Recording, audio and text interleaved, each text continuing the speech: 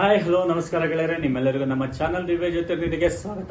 ನೀವು ನಮ್ಮ channel subscribe ಮಾಡ್ಕೊಂಡಿಲ್ಲ ಅಂತಂದ್ರೆ ಅಥವಾ ಇದೇ ಮೊದಲ ಬಾರಿಗೆ ವಿಡಿಯೋ ನೋಡ್ತಾ ಇರುವಂತದಾದ್ರೆ ಈ ಕೂಡಲೇ ಕೆಳಗೆ ಕಾಣ್ತಾ ಇರುವಂತಹ ಸಬ್ಸ್ಕ್ರೈಬ್ ಬಟನ್ ಕ್ಲಿಕ್ ಮಾಡಿ, ನಂತರ ಬೆಲ್ ಐಕಾನ್ ಕ್ಲಿಕ್ ಮಾಡಿ. ಅದರ ಮೂಲಕ ನಾವು ಅಪ್ಲೋಡ್ ಮಾಡೋ ಎಲ್ಲ ಹೊಸ ವಿಡಿಯೋಗಳು ನಿಮಗೆ ಅತಿ ಶೀಘ್ರದಲ್ಲಿ ಕಂಡು ಬರುತ್ತೆ, ನೋಟಿಫಿಕೇಶನ್ ಬರುತ್ತೆ. ವಿಡಿಯೋನ ಶೀಘ್ರದಲ್ಲಿ ನೋಡಿ ವಿಷಯವನ್ನ ತಿಳ್ಕೊಳ್ಬಹುದು. ಪರಾಭವನ ಸಂವತ್ಸರದ ವರ್ಷದ ರಾಶಿ ಫಲದಲ್ಲಿ ನಾವು ಇಲ್ಲಿವರೆಗೆ ತುಲಾ ರಾಶಿಯನ್ನು ತಿಳ್ಕೊಂಡ್ವಿ. ವೃಶ್ಚಿಕ ರಾಶಿಯ ವರ್ಷಫಲ ಹೇಗಿದೆ ಅನ್ನೋದು ನೋಡೋಣ. ಮತ್ತೊಮ್ಮೆ ನಿಮ್ಮೆಲ್ಲರಿಗೂ ಪಂಡಿತ್ ಸುದರ್ಶನ್ ಭಟ್ ಮಾಡ್ತಾ ಇರುವಂತಹ ನಮಸ್ಕಾರಗಳು. ವೃಶ್ಚಿಕ ರಾಶಿಯವರಿಗೆ ಈ ವರ್ಷ ಹೇಗಿದೆಪ್ಪ ಅಂತಂದ್ರೆ ಇದೊಂದು ಮಧ್ಯಮ ಫಲದ ವರ್ಷ ಅಂತ ಹೇಳ್ಬಹುದು. ಸ್ವಲ್ಪ ತಾಳ್ಮೆ ಅವಶ್ಯ. ಈ ವರ್ಷ ನಿಮಗೆ ತಾಳ್ಮೆ ಅತ್ಯವಶ್ಯಕವಾಗಿರುವಂತಹ ವಿಷಯ. ಈ ವರ್ಷ ನಿಮಗೆ ಕಳೆದ ವರ್ಷದಂತೆ ವರ್ಷಾರಂಭ ಅಷ್ಟು ಅನುಕೂಲಕರವಾಗಿ ಕಂಡು ಬರ್ತಾ ಇಲ್ಲ. ವರ್ಷಾರಂಭದಲ್ಲಿ ತುಂಬಾ ಕಷ್ಟಗಳು ಕಂಡು ಬರುವಂತಹದ್ದು ನಿಮಗೆ ಇಲ್ಲಿ ಗಮನಿಸಬೇಕಾದ ಅಂಶ. ಶನಿ, ಗುರು, ಕೇತು ಈ ಮೂರು ನಿಮ್ಮ ಒಂದು ಅರಿಷ್ಟ ಸ್ಥಾನದಲ್ಲಿ ಕುಳಿತು ನಿಮ್ಮ ತಾಳ್ಮೆಯನ್ನ ಪರೀಕ್ಷೆ ಮಾಡುವಂತಹ ದಿನಗಳನ್ನ ನೀವು ಗಮನಿಸ್ತೀರಾ. ತಾಳ್ಮೆ ಕಳ್ಕೊಳ್ಬೇಡಿ ಅಂತ ಫಸ್ಟ್ ಅದಕ್ಕೆ ಹೇಳಿದ್ದು. ಈ ಮೂರು ಗ್ರಹಗಳ ಒಂದು ಫಲ ಅಂದ್ರೆ ಅವ್ರೇನು ಅರಿಷ್ಟ ಸ್ಥಾನದಲ್ಲಿ ಕೂತಿರ್ತಾರೋ ನಿಮಗೆ ಅಂತ ಒಳ್ಳೆಯ ದಿನಗಳನ್ನ ತೋರಿಸೋದಿಲ್ಲ. ನಿಮ್ಮ ತಾಳ್ಮೆ ಎಷ್ಟಿದೆ ಅನ್ನುವಂತ ಪರೀಕ್ಷೆಯನ್ನ ಮಾಡುವಂತಹದ್ದು ನಾವಿಲ್ಲಿ ಗಮನಿಸಬಹುದು. ಸಾಂಸಾರಿಕ ಜೀವನ ಕಷ್ಟ ಆಗ್ತಾ ಇದೆ ನನಗೆ ಅಂತ ಅನ್ನಿಸುವಷ್ಟು ತೊಂದರೆಗಳು ಬರುವಂತಹ ಸಾಧ್ಯತೆಗಳು ಇಲ್ಲಿ ಗಮನಿಸಬಹುದಾಗಿರ್ತದೆ. ದಾಂಪತ್ಯ ಕಲಹ ಇರಬಹುದು, ಮಕ್ಕಳು ನಿಮ್ಮ ಮಾತನ್ನ ಕೇಳೋದಿಲ್ಲ, ಹಾಗೆ ಅವರ ಒಂದು ಮನಸ್ಸು ಚಂಚಲವಾಗಿ ಸಂಪೂರ್ಣ ಓದಿನಲ್ಲಿ ಹಿಂದೆ ಬೀಳುವಂತಹ ಸಾಧ್ಯತೆಗಳು, ಇದೆಲ್ಲದೂ ಕೂಡ ನಿಮಗೆ ತೊಂದರೆ ಕೊಡುವಂತಹದ್ದು, ನಿಮ್ಮ ಮಾನಸಿಕ ಅಶಾಂತಿಯನ್ನ ಕೊಡುವಂತಹದ್ದನ್ನ ಇಲ್ಲಿ ಗಮನಿಸಬೇಕಾದ ಅಂಶ ಆಗಿರ್ತದೆ. ಇದಲ್ಲದೆ ಮಕ್ಕಳ ದಾರಿ ತಪ್ಪುವ ಸಾಧ್ಯತೆಗಳು ಕೂಡ ಕಂಡು ಬರ್ತಾ ಇದೆ. ಹಾಗಾಗಿ ಮಕ್ಕಳ ಮೇಲೆ ಸ್ವಲ್ಪ ಎಚ್ಚರಿಕೆ ಇರಲಿ.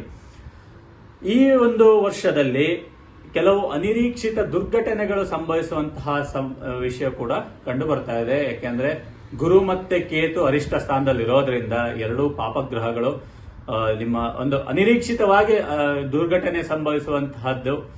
ಒಂದು ನೀವು ನಿಮ್ಮ ಕಣ್ಣಾರೆ ಅಥವಾ ನಿಮ್ಮ ಕೈಯಾರೆ ಯಾವ್ದಾದ್ರು ಮಾಡ್ಕೊಳ್ಳುವಂತಹ ಸಾಧ್ಯತೆಗಳಿರಬಹುದು. ಆದಷ್ಟು ಎಚ್ಚರಿಕೆ ಇರಲಿ, ತಾಳ್ಮೆ ಕಳ್ಕೊಳ್ಬೇಡಿ ಅನ್ನುವಂಥದ್ದು. ಅಚಾನಕ್ಕಾಗಿ ಆದ್ರೆ ಅದನ್ನ ನಾವೇನು ಮಾಡ್ಲಿಕ್ಕಾಗಲ್ಲ. ಧೈರ್ಯಗೆಡದೆ ಅದನ್ನ ಒಂದು ಸರಿಯಾದ ರೀತಿಯಲ್ಲಿ ತಗೊಂಡು ಹೋಗುವಂತಹದ್ದು ಒಳ್ಳೆಯದು. ಇನ್ನು ಹಣಕಾಸಿನ ವಿಷಯದಲ್ಲಿ ಮೋಸ ಹೋಗುವಂತಹದ್ದು ಕಂಡು ಬರ್ತಾ ಇದೆ. ಇದಲ್ಲದೆ ಪ್ರೀತಿಯ ವಿಷಯದಲ್ಲಿ ಕೂಡ ಒಂದು ತೊಂದರೆಗಳು ಇರಬಹುದು ಅಥವಾ ಪ್ರೀತಿಸಿದವರು ಬಿಟ್ಟು ಹೋಗುವಂತಹದ್ದು, ಇದೆಲ್ಲದನ್ನ ನಾವಿಲ್ಲಿ ನೋಡುವಂತ ವಿಷಯ ಆಗಿರ್ತದೆ.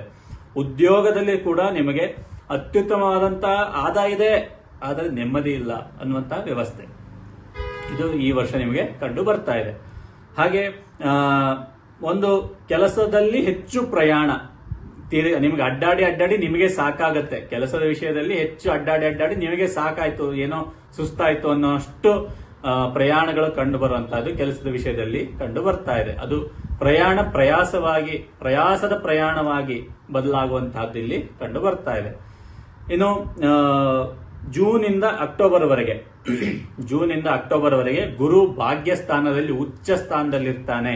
ಈ ಒಂದು ಸಂದರ್ಭದಲ್ಲಿ ಈ ಏನು ಹಿಂದೆ ಕಂಡಂತ ಎಲ್ಲ ಕಷ್ಟಗಳಿದೆಯೋ ಎಲ್ಲ ಕಷ್ಟಗಳು ನಿಮಗೆ ಕಡಿಮೆ ಆಗ್ತಾ ಬರುತ್ತೆ. ಆ ಕಷ್ಟಗಳು ನಿವಾರಣೆ ಆಗ್ತಾ ಬರುವಂತಹದ್ದನ್ನ ಇಲ್ಲಿ ಗಮನಿಸಬಹುದು. ನವೆಂಬರ್ ಇಂದ ಜನವರಿಯವರೆಗೆ ರಾಜಕೀಯದಲ್ಲಿರುವಂತಹವರಿಗೆ ಹೆಚ್ಚು ಪ್ರಗತಿಯನ್ನು ಕಾಣ್ತೀರಾ. ಜೊತೆಗೆ ಆರ್ಥಿಕ ವಿಷಯದಲ್ಲಿ ಒಂದು ನಿಮ್ಮ ಸ್ಥಿತಿ ಸುಧಾರಣೆ ಆಗುವಂತಹದ್ದು ಕೂಡ ಕಂಡು ಬರ್ತಾ ಇದೆ. ಇನ್ನು ಉದ್ಯೋಗದ ತೊಂದರೆ ಇದ್ರೆ ಅದರಲ್ಲಿ ಕೂಡ ಒಂದು ಸುಧಾರಣೆ ಆಗುವಂತಹದ್ದು ಕಂಡು ಬರ್ತಾ ಇದೆ. ಸೈಟು ಭೂಮಿ ಖರೀದಿ ಮಾಡುವಂತಹ ಯೋಚನೆಗಳಿದ್ರೆ ಅಥವಾ ಮನೆ ಖರೀದಿ ಮಾಡುವಂತಹ ಯೋಚನೆ ಇದ್ರೆ ನಿಮಗೆ ಈ ಒಂದು ಸಂದರ್ಭದಲ್ಲಿ ನೀವು ಅದನ್ನ ಪರಿಪೂರ್ಣ ಮಾಡ್ಕೊಳ್ತೀರಾ ಅನ್ನುವಂತಹ ವಿಷಯ. ಡಿಸೆಂಬರ್ ಇಂದ ವರ್ಷಾಂತ್ಯದವರೆಗೆ ರಾಹು ತೃತೀಯದಲ್ಲಿಯೂ ಗುರು ನಿಮ್ಮ ಭಾಗ್ಯಸ್ಥಾನದಲ್ಲಿಯೂ ಇರುವುದರಿಂದ ಆಕಸ್ಮಿಕವಾದಂತಹ ಧನ ಪ್ರಾಪ್ತಿಯಾಗುವಂತಹದನ್ನ ನಾವಿಲ್ಲಿ ಗಮನಿಸಬಹುದು. ಜೊತೆಗೆ ತಂದೆ, ಸಹೋದರರು ಮತ್ತೆ ನಿಮ್ಮ ಗೆಳೆಯರೊಂದಿಗೆ ಒಳ್ಳೆಯ ಬಾಂಧವ್ಯ ಉಂಟಾಗಿ ಅವರ ಸಹಾಯವನ್ನು ಕೂಡ ನೀವು ಕೆಲವು ವಿಷಯದಲ್ಲಿ ಪಡೆಯುವಂತಹದ್ದು ಇಲ್ಲಿ ಗಮನಿಸಬೇಕಾದ ಅಂಶ ಆಗಿರ್ತದೆ. ರಾಜಕೀಯದಲ್ಲಿರುವಂತಹವರಿಗೆ ಕೆಲವೊಂದು ವಿಷಯವಾಗಿ ಪ್ರತಿಕೂಲ ವಾತಾವರಣ ಆಗುವಂತ ಸಾಧ್ಯತೆಗಳಿದೆ. ಈ ಯಾವುದೇ ವಿಷಯದಲ್ಲಿ ಕೂಡ ಆತುರದ ನಿರ್ಧಾರ ಬೇಡ ಅನ್ನುವಂತಹದ್ದನ್ನ ಗಮನದಲ್ಲಿ ಇಟ್ಟುಕೊಳ್ಳಿ. ಆತರ ನಿರ್ಧಾರ ಬೇಡ, ಸರಿಯಾಗಿ ಯೋಚನೆ ಮಾಡಿ ನಿರ್ಧಾರ ತಗೊಳ್ಳಿ ಅನ್ನುವಂತಹದ್ದು ಉತ್ತಮವಾದಂತಹ ವಿಷಯ. ಈ ಒಂದು ಗುರುವಿನ ಒಂದು ಇದ್ರ ಒಳ್ಳೆಯ ಫಲ ಪಡಿಬಹುದು. ಈ ವರ್ಷ ನೀವು ಗುರುವಿನ ಒಂದು ಸಹವಾಸದಿಂದ ಅಥವಾ ಒಂದು ಗುರುವಿನ ಶಕ್ತಿಯಿಂದ ಒಳ್ಳೆಯ ಫಲವನ್ನ ನೀವು ಪಡಿತೀರಾ ಅನ್ನುವಂಥದ್ದನ್ನ ಇಲ್ಲಿ ಗಮನಿಸಬೇಕಾದಂತ ಅಂಶ ಆಗುತ್ತೆ. ಗುರು ಭಾಗ್ಯದಲ್ಲಿ ಇದ್ದಾನೆ ಅನ್ನುವಂತಹದ್ದು. ನಿಮ್ಮ ಒಂದು ಈ ವರ್ಷ ಇನ್ನು ಅತ್ಯುತ್ತಮವಾಗಿ ಮಾಡ್ಕೋಬೇಕು ಅಥವಾ ಕಷ್ಟಗಳಿಂದ ನಾನು ಹೇಗೆ ಹೊರಗೆ ಬರಲಿ ಅನ್ನುವಂತಹದ್ದನ್ನು ನೀವು ನೋಡಬೇಕು ಅನ್ನುವಂಥದ್ದಾದ್ರೆ ವಿಷ್ಣು ಸಹಸ್ರನಾಮವನ್ನ ಪಠನೆ ಮಾಡುವಂತಹದ್ದು ಅತ್ಯವಶ್ಯಕವಾಗಿರ್ತದೆ. ಕೇವಲ ಕಷ್ಟದಲ್ಲಿರುವಂತವರು ಅಂತಲ್ಲ, ಯಾರು ಬೇಕಾದ್ರೂ ಮಾಡಬಹುದು. ವಿಷ್ಣು ಸಹಸ್ರನಾಮದ ಪಠಣೆಯನ್ನ ಮಾಡಿ ಒಂದು ಅತ್ಯುತ್ತಮ ದಿನಗಳನ್ನ ನೋಡಿ ಅಂತ ಹೇಳ್ತಾ ಮತ್ತೊಮ್ಮೆ ನಿಮ್ಮೆಲ್ಲರಿಗೂ ಪರಾಭವನ ಸಂವತ್ಸರ ಒಳ್ಳೆಯದನ್ನು ಮಾಡಲಿ ಅಂತ ಹೇಳ್ತಾ ಎಲ್ಲರಿಗೂ ಧನ್ಯವಾದಗಳು.